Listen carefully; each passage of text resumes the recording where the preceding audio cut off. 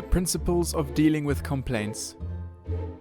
Now that you know the attitude to adopt when dealing with complaints, let's take a look at a practical example. Matt is serving Mr. and Mrs. Jones when he gets called over to the table. Let's look at one way that Matt deals with the situation. Excuse me, waiter.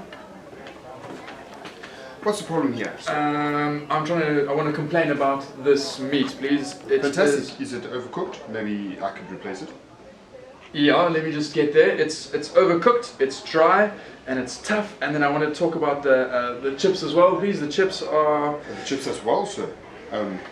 What seems to be wrong with our chips? Oh, no one ever complains about our chips. I was about to tell you. They're soggy, they don't have any taste, they're like moist and wet, and they just... Yeah, and then the last thing is I wanted to complain about the wine too. And that's got a hair in it, it's warm. It's not nice at all, so yeah. Well, sir, have you ever considered that it's a hot day outside? The wine is red. It's served at room temperatures. It's a hot day. Oh man, can you believe this? I did consider that, yeah, that shouldn't be the problem though. The wine should be the right temperature. Alright, let me take this away. And I'll try and see if the chefs have the time to do something for you. Okay. Right. What do you think? Did Matt handle it well? Let's analyze what he did.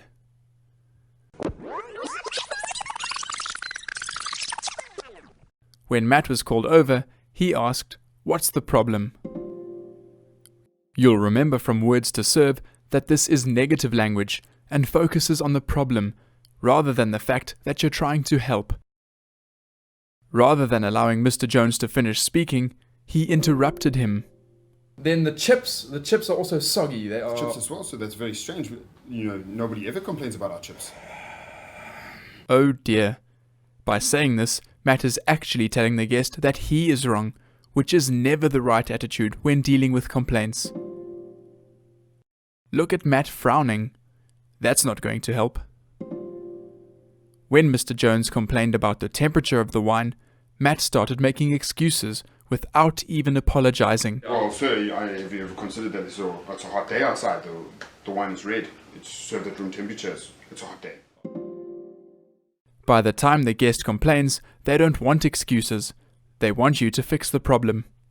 Before leaving the table, Matt only took Mr. Jones's plate, but didn't take Mrs. Jones's plate, which means that her food got cold while Matt was fixing the problems. This is really not how to deal with a guest complaint. Next, let's look at another way Matt might have handled the same complaint. Good evening, Mrs. Jones. Good evening, Mr. Jones. Can I be of some assistance? I would like to complain about my meat, please. I ordered it medium rare and it is dry, it's hard, it's like eating a leather sandal.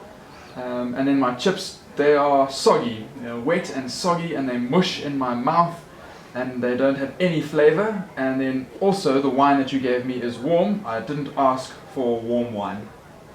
Well, I understand, sir. Not a great situation for us all. Can I suggest that we take this back to the kitchen and have it replated for you, perhaps prepared at a temperature you would like to confirm with me? Yes, please, yeah. I would like it medium rare, please. Medium rare, fantastic.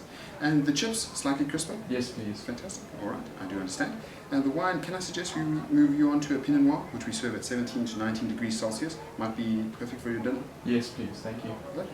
Mrs. Jones, can I remove your plate and then we'll replate it back in the kitchen just so that you can enjoy it with your husband at the time? Yes, please. Fantastic. I'll remove this fish.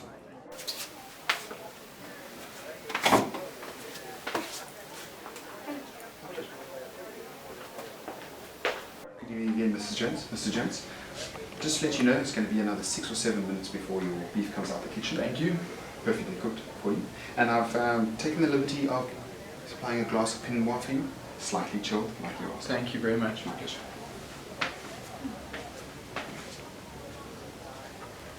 And for you, Mrs. Jones. Please enjoy it. Thank you very much.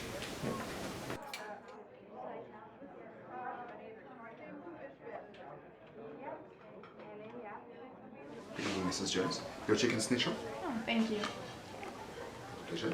And Mr. Jones, your steak and chips, medium rare. Thank you very much. Please enjoy. Let me know if you need any other assistance whatsoever. Thank you very much. Pleasure. Please enjoy. Mr. Jones. Mr. Jones.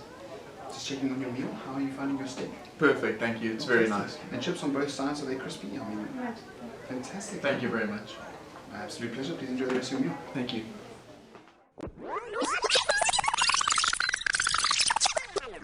When Matt approached the table, he used the guests' names. He also said, "How may I be of assistance?" This is the right way to offer help. Matt gave Mr. Jones time to give his full complaint without interrupting him, while listening actively and nodding. After listening to the full complaint, Matt repeated it back to Mr. Jones for confirmation, letting him know that he was heard and that Matt understood. Matt also offered solutions, remaking the dish and suggesting another wine at the desired temperature. Matt took both Mr. and Mrs. Jones' dishes back to the kitchen so that Mrs. Jones's plate was also kept warm. Matt then took ownership of the problem. He brought Mr. and Mrs. Jones the new wine and some clean cutlery, and, when doing so, also informed Mr. Jones of the time frame for the problem to be fixed. Finally, Matt followed up. He went back to the Joneses and checked that Mr. Jones was now satisfied with how the problem was solved. Well done, Matt. To summarize, here's what Matt did right, and what you should do when dealing with complaints. Use the guest's name. Listen to the whole complaint. There might be more than one problem. Listen actively. Confirm the complaint by repeating it back to the guest. Apologize and offer solutions. In the case of food, keep both guests' dishes warm. Take ownership of the problem. Make sure it's fixed. Give the guests feedback about time frames. And lastly, follow up to ensure that the guest is satisfied. Good luck applying these principles in dealing with complaints at your establishment.